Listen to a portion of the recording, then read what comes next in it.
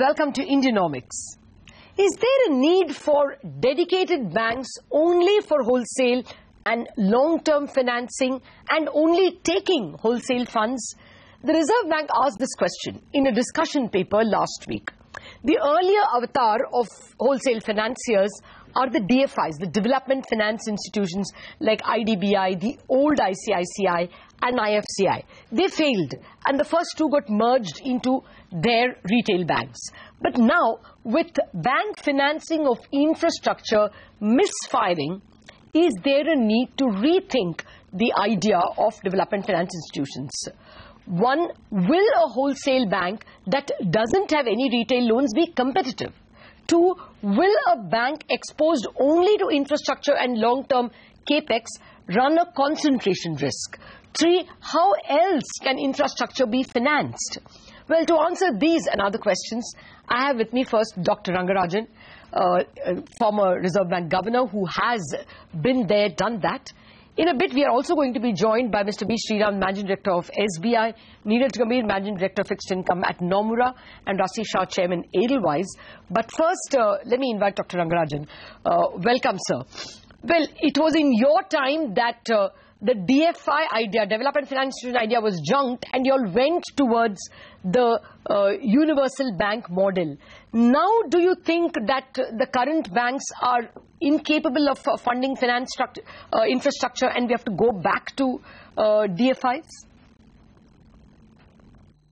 Well, when we moved to the idea of universal banks, the understanding or the implication was that with the lowering of the CRR and SLR, there will be more funds available with the banks, and therefore they may be able to meet both the short-term and the long-term credit. Along with it, there was also the assumption that both the equity market and the bond market will expand, and that will provide also the additional finance required. But the situation now is, while the equity market has expanded, the bond market has not. It is not vibrant enough.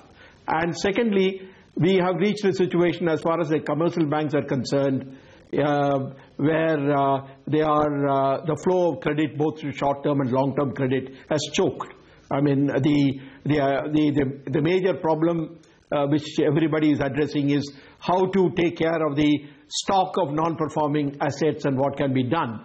Therefore, in retrospect, perhaps our decision to move away from the development finance institutions was perhaps a little premature, and we really need to get the long-term credit going, because ultimately it is a new investment that will give jobs. That is a new investment that will really generate faster growth. Therefore, in this situation, a fresh look at what can be done to provide long-term finance is very much needed. But Dr. Rangarajan, in your time, Reserve Bank created IDBI as its 100% subsidiary and gave it some cheap loans. The IFCI and ICICI also got tax-free bonds. So now also, when you have the Gen Next wholesale banks or DFIs, do you want some kind of a government guarantee?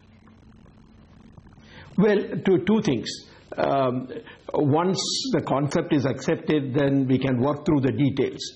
First of all, it need not necessarily be totally fully owned government bank, but some amount of government participation, I think, at this stage would be preferable.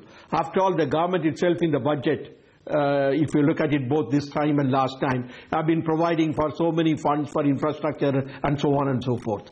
They are better channeled through an institution rather than setting up separate funds. Therefore, to answer your first question, yes, some participation of the government is desirable. Second, yes, it's an interesting question and that needs to be addressed. In some way, the development finance institutions were able to play the role they did because some element of not subsidization, but some element of funds at a lower cost was also provided. Basically, I think we should move towards an idea or towards a situation where there is a mix of funds for these institutions, some of which raised from the market, But some may be coming at a concessional rate, either through, for example, as it was done earlier, allowing the bonds of these institutions to be treated as part of the SLR. This was one mechanism that was done. But SLR. Also, even now you do look at the NABARD. The way in which now NABARD is also being funded is that through the infrastructure reconstruction fund, where banks pay when they are not able to fulfill the priority sector targets, to give the money to NABARD at a concessional rate. That will not work here. That particular principle will not work here. But the point really is some element of concession will have to be built into it. Perhaps they may be asked to also raise funds from abroad.